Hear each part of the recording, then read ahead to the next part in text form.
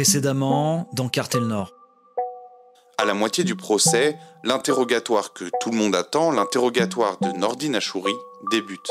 Il va proposer naturellement de sortir du box, de venir à la barre où il pourrait être entendu de tous. Pour la procureure Isabelle Cando, il n'y a aucun doute, il est bien le patron du réseau de la Tourka, une organisation criminelle capable de générer plusieurs dizaines de millions d'euros de chiffre d'affaires par an. 2 semaines après l'ouverture du procès de la Tourka, du premier grand procès de la drogue à Marseille, l'interrogatoire des 28 prévenus est maintenant terminé. Place désormais à l'accusation avec les réquisitions de la procureure Isabelle Cando. Pendant près de 4 heures, la représentante du ministère public expose alors l'incroyable organisation du réseau de trafic de drogue à la Castellane. Un réseau capable de générer, d'après elle, plus de 20 millions d'euros de chiffre d'affaires par an. Bienvenue dans la 4e saison de Cartel Nord, plongé dans les coulisses d'un procès hors norme. Un podcast original, La Provence. Épisode 3. Une procureure face au réseau.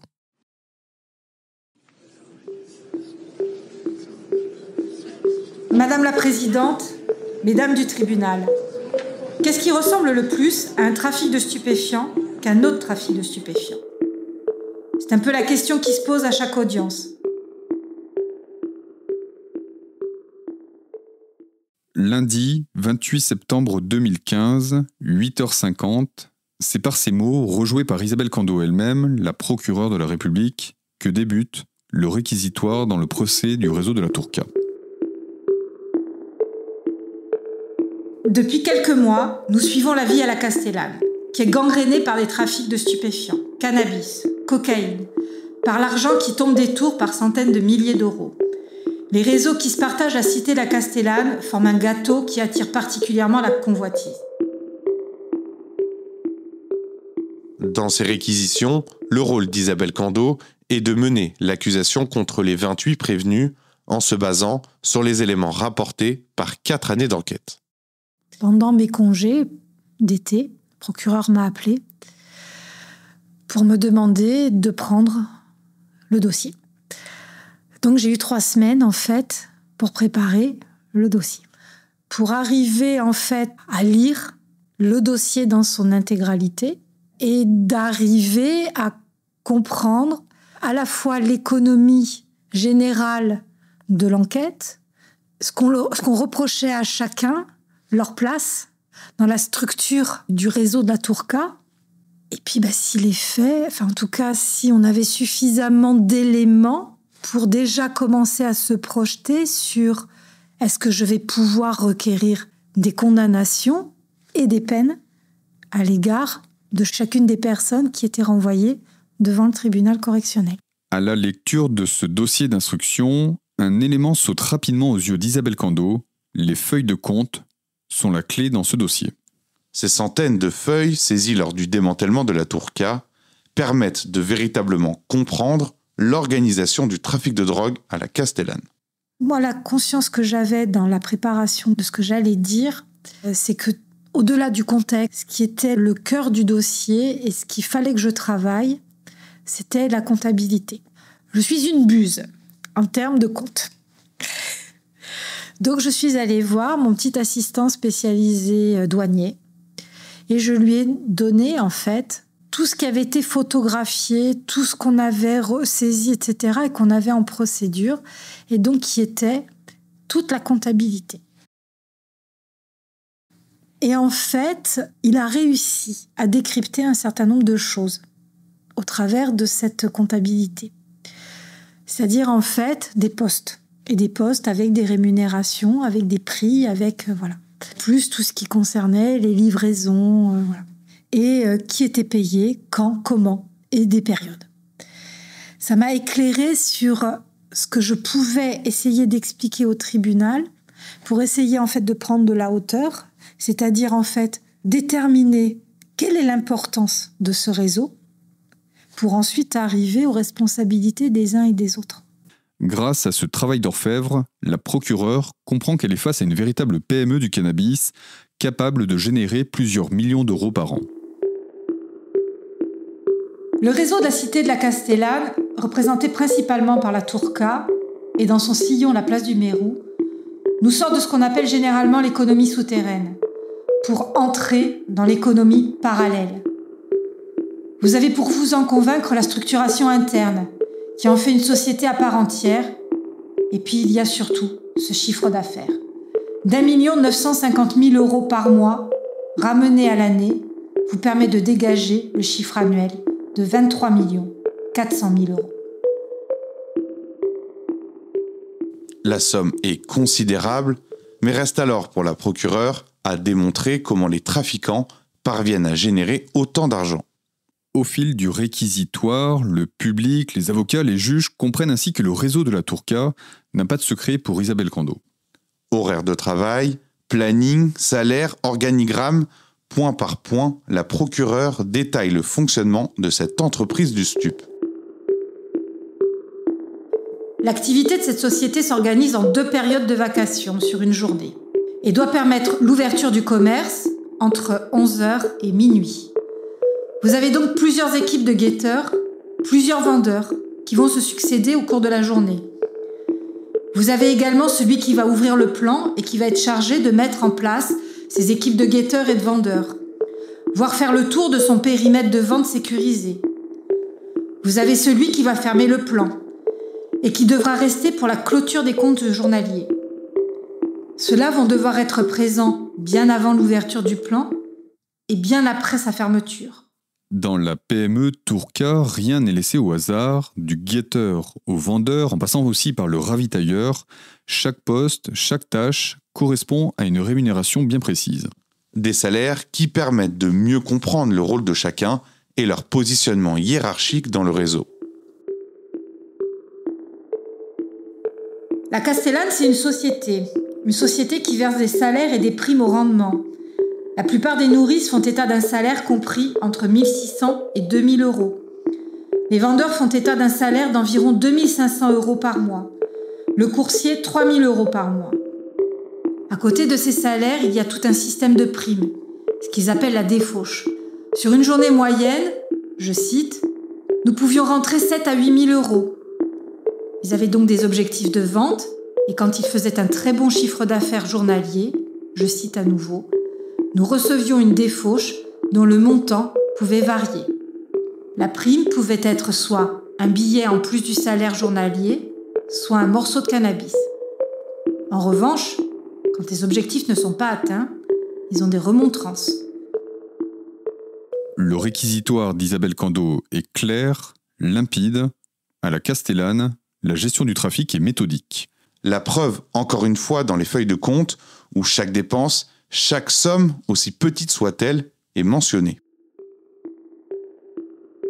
Et vous allez y retrouver pêle-mêle la fourniture de matériel, comme, je cite, 10 € le parapluie, ou encore, je cite à nouveau, 5 € essence, ou alors encore, je cite, 10 € à 20 € pour des piles. Le 9 avril apparaît même le retrait de la caisse, une somme de 1 000 € pour l'essence. Mais vous allez y retrouver aussi un retrait pour un nettoyage 200 €, ou encore pour des sachets plastiques, des stylos, des blocs-notes, des calculatrices, une compteuse à billets. On peut y ajouter le papier à rouler pour fidéliser le client, les enveloppes, les sacs de sport, les élastiques, qui sont autant de moyens mis à disposition des équipes pour conditionner, ranger les comptes.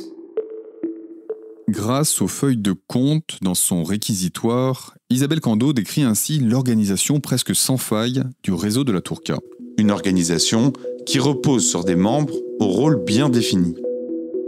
Les nourrices d'abord, sélectionnées d'après la procureure aux 4 coins de la cité, viennent ensuite, comme elle dit, les intendants autour des points de vente. Ce sont des employés considérés comme des cadres de proximité qui assurent le bon fonctionnement quotidien du réseau.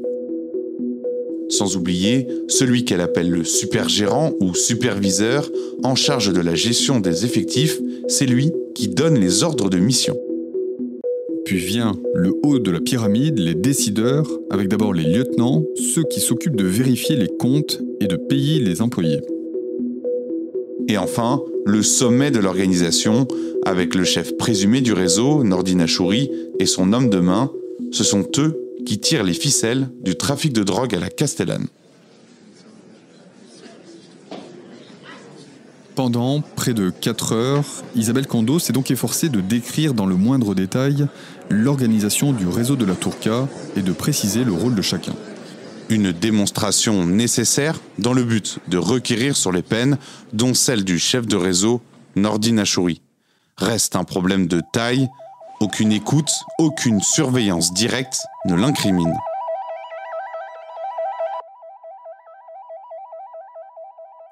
Mais pour Isabelle Cando, l'ombre de Nordine Achouri plane sur tous les éléments de l'enquête et ne laisse pas de place au doute. Il est bien le chef de la Tourca. On ne le voit pas au contact des stupéfiants. Par contre, il est dans la comptabilité. J'ai réussi à le retrouver. Et puis après, il y a une surveillance quand on la remet en perspective avec d'autres éléments. Ça permet de faire le lien avec une livraison de stupes. Il y a une conversation. Il y avait des éléments, mais des éléments qui étaient ténus. Il est clair que de toute façon, si vous êtes victime d'un règlement de compte, c'est pas parce que vous vous appelez Nono, que vous avez un cheval et que vous parlez beaucoup. Il y avait des éléments, mais il n'y avait pas autant d'éléments que sur certains. Mais il y avait ces petits éléments, quand on les met bout à bout. En tout cas, moi, il y avait suffisamment d'éléments pour que je puisse arriver à dire que c'était lui le patron. Tous ces éléments, ce faisceau d'indices, permettent à la procureure de requérir contre le principal prévenu une peine de 9 ans de prison, accompagnée d'une amende de 500 000 €. Nordine Achouri échappe ainsi à la peine maximale de 10 ans de prison pour son implication dans un trafic de stupéfiants. Pourquoi pas 10, c'est ça ? Parce qu'il manquait peut-être cet élément qui m'aurait permis d'être totalement assurée de tout. Voilà. Compliqué à dire, mais je savais que c'était lui. Enfin, je connaissais son rôle, j'étais sûre de son rôle, mais je savais qu'il m'était difficile de pouvoir tout démontrer. Et je savais qu'il y avait des manques dans le dossier. Il me manquait, je pense, la surveillance qui, en fait, me permettait de dire « c'est vraiment lui le patron ». Dans la foulée de la peine requise à l'encontre de Nordine Achouri, Isabelle Cando s'attaque maintenant au reste des prévenus. De 20 mois d'emprisonnement pour les premières nourrices à 7 ans pour le principal lieutenant, la procureure requiert des peines en fonction de l'implication de chacun dans le réseau. Alors, je crois que c'est la quasiment seule fois où j'ai été contente de mes réquisitions. Parce que je pense que j'ai fait vraiment mon travail. Je pense que j'ai réussi à démontrer certaines choses. Après, on est vidé. On est vidé après les audiences et puis après commence de temps en temps le doute.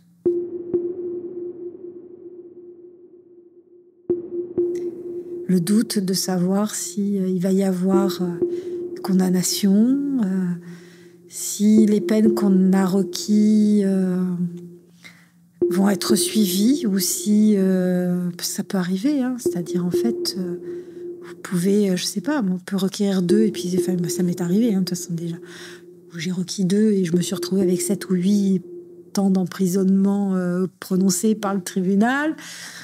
Et à l'inverse, requérir des peines qui sont considérées comme lourdes par les avocats, et puis voir les peines diminuer de moitié, voire divisées par 3. Là, après, ça vous interroge beaucoup.